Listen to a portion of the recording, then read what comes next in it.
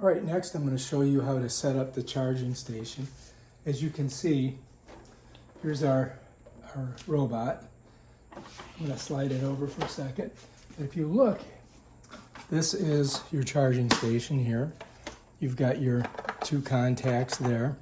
It tells you some precautions. And then on the back, you've got to slide the legs in. So let me set her down. These are the legs. And you're going to notice that there's these rubber pieces here. Those, of course, are going to go towards the floor.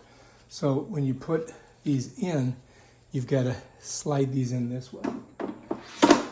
Just like that. Okay? So these are on the same level as that. And then when I flip this over, bam, there you go. Ready to go. Now, if you wanted to take it apart, it's pretty simple. You just pop them out, just like that.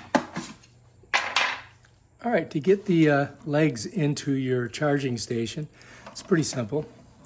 So when you put these in, they've got to go in this way. So that this part here is even with these little feet. Just like that. There they are.